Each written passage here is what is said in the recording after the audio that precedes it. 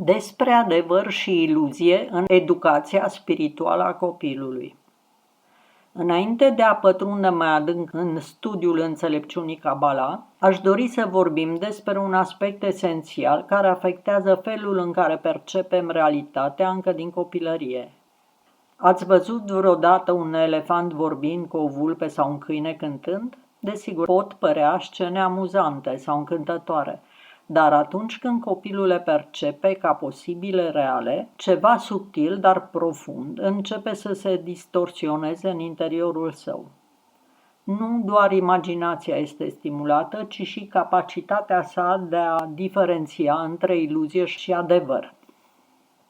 Conform Cabalei, lumea noastră este o realitate intenționat limitată, o scenă în care sufletul omului are posibilitatea de a se corecta și de a se conecta la sursa sa. Tot ceea ce ne înconjoară, inclusiv lumea minerală, vegetală, animală și umană, face parte din acest sistem ordonat, structurat de lumina superioară.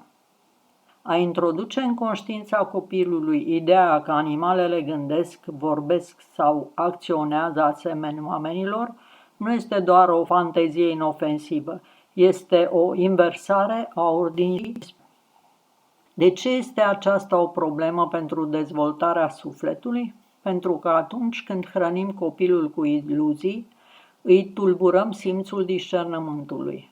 În loc să învețe să perceapă lumea ca pe un sistem al legii superioare, unde fiecare lucru are o rădăcină și un rol precis, el începe să caute miracolul în minciună și adevărul în ficțiune.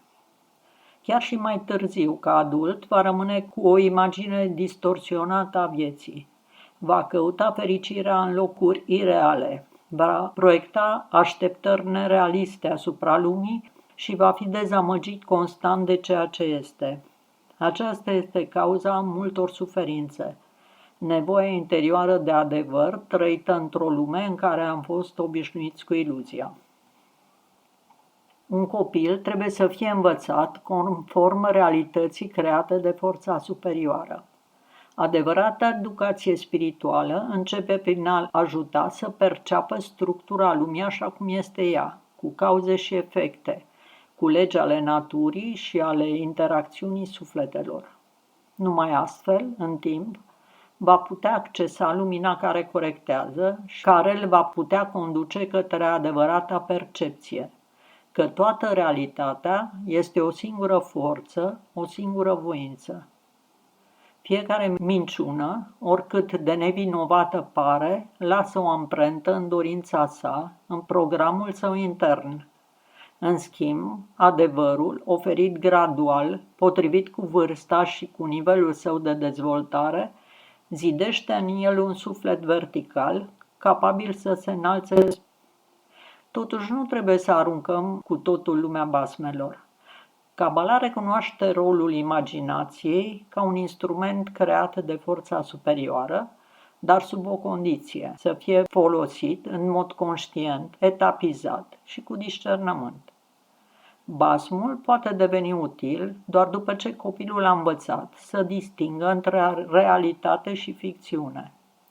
Atunci povestea nu mai este confundată cu viața, ci devine o formă simbolică, un vehicul pentru idei morale, spirituale sau sociale. După vârsta de 5-6 ani, putem spune unui copil o poveste cu animale care colaborează, explicându-i apoi că acestea simbolizează calități umane, curajul, înțelepciunea, impulsivitatea și că acestea nu există în animale, ci în noi. Folosite astfel, basmele devin un alfabet simbolic care pregătește mintea pentru perceperea realității ascunse.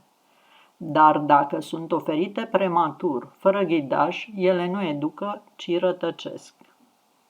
În concluzie, adevărul este hrana sufletului, iar imaginația trebuie folosită cu grijă ca un instrument pentru a adânci înțelegerea realității, nu pentru a o înlocui. Nu avem niciun drept să aducem în lumea copiilor lucruri care nu există în realitate. ne spune Limor Sofer-Petman, psihoterapeut în educație.